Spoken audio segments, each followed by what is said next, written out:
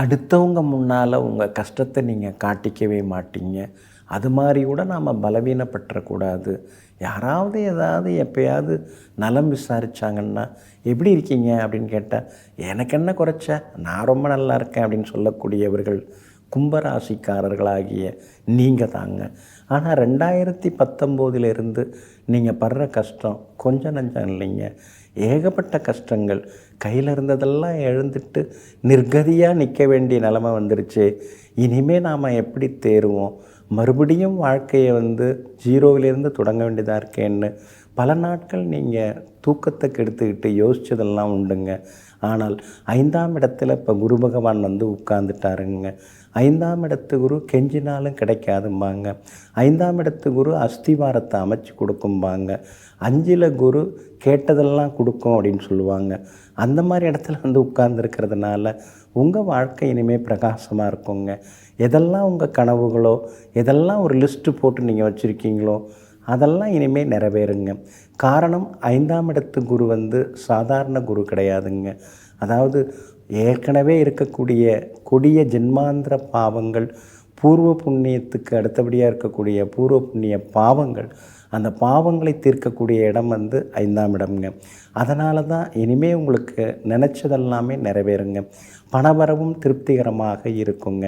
ஒரு இடம் கொடுத்துட்டு இன்னொரு இடம் வாங்கிறது அதெல்லாம் எளிதாக உங்களுக்கு நடக்குங்க. அதே மாதிரி பிள்ளை பாக்கியம், குழந்தை பாக்கியம் இல்லாமல் ரொம்ப வருஷமாக காத்துட்டுருக்கிறவங்களுக்கு குழந்தை பாக்கியம் கிடைக்குங்க. அதே போல் செவ்வாய் தோஷம், சர்வதோஷம், தாரதோஷம்னு எதோ தோஷம்லாம் ஜோசியர் சொல்கிறாங்க. கல்யாணம் மட்டும் கூடி வர மாட்டேங்குதேன்னு நீங்கள் நினச்சி வேதனைப்பட்ட காலம் உண்டு. கல்யாணமும் இனிமேல் தடைபடாமல் சீக்கிரமாகவே கூடி வருங்க. அறகுறையாக வீடு கட்ட முடியாமல் அப்படி நின்று போச்சு. லோன் எதிர்பார்த்தோம், அவர் கொடுக்குறேன்னாரு, கடைசி நேரத்தில் இல்லை அப்படின்னு சொல்லிட்டாரு. அதனால் அப்படியே நிற்கிது அப்படின்னு நீங்கள் அந்த அறகுறை நின்று போன வீட்டை பார்த்து பெருமூச்சு விட்ட காலம்லாம் உண்டு.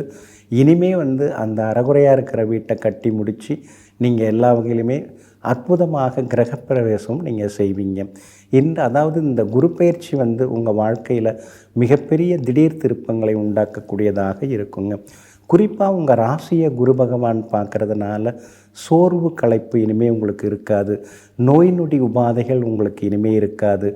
எல்லா வகையிலுமே சுறுசுறுப்பாக இருப்பீங்க, அழகாக இருப்பீங்க. அதே மாதிரி அனுபவபூர்வமாக இனிமேல் பேசுவீங்க. குடும்ப வருமானம் இனிமேல் அதிகரிக்கும். 2-3 வகையில் வருமானம் வர்றதுக்கு வாய்ப்பு இருக்குதுங்க. சொந்தக்காரங்கள்லாம் சிலர் உங்களை அசிங்கப்படுத்தினாங்க. அந்த நிலைமை இனிமேல் கொஞ்சம் மாறுங்க. சொந்தக்காரங்கள்லாம் இனிமேல் தேடி வருவாங்க. உறவுக்காரங்களும் பேசுவாங்க. நட்பு வட்டமும் இனிமேல் உங்களுக்கு பெருசாகுங்க. வியாபாரத்தில் கடையை வேறு இடத்துக்கு நீங்கள் மாற்றுவீங்க. மாற்றுறதுனால உங்களுக்கு அதிகளவு உங்களுக்கு லாபம் எல்லாமே கிடைக்கும். கடையை இன்னும் கொஞ்சம் பெருசுபடுத்துறதுக்கும் வாய்ப்பு இருக்குது. வேலையாட்களும் சரியாக உங்களுக்கு அமைவாங்க. அதே மாதிரி புது இடத்துக்கு, சொந்த இடத்துக்கு கூட கடை மாறுறதுக்கு வாய்ப்பு இருக்குது. உத்தியோகத்தில் இனிமேலாம் உங்கள் கை தான் ஓங்கும். எல்லா வகையிலுமே உங்களுக்கு நல்ல ஒரு பதவி உயர்வு, சம்பள உயர்வு கிடைக்கும். மூத்த அதிகாரிகளும் உங்களுக்கு ஆதரவாக பேசுவாங்க. உங்கள் ராசிக்கு 9ஆம் இடத்தை குரு பகவான் பார்க்குறதுனால சேமிப்பு இருக்கும். நகை நட்டு வாங்குவீங்க.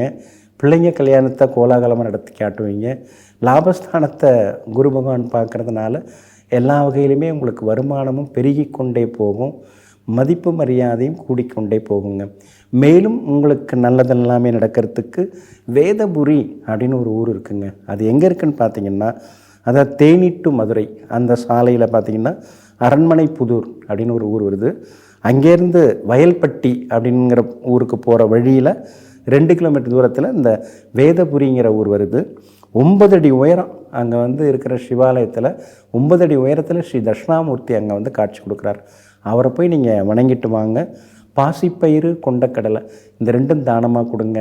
இந்த குரு பயிற்சி மேலும் மேலும் யோகத்தை அள்ளி கொடுக்குங்க. நெஞ்சிற்கினியவர்களே, சோமவாரம் ஆகிய இன்றைய நாள் உங்களுக்கு அனைத்து சுகபோகங்களையும் அள்ளித்தரும் அதிர்ஷ்டகரமான நாளாக அமையட்டும். மீண்டும் நாளை காலை சந்திப்போம். நன்றியுடன் உங்கள் ஜோதிட முனைவர் KP வித்யாதரன். வணக்கம்.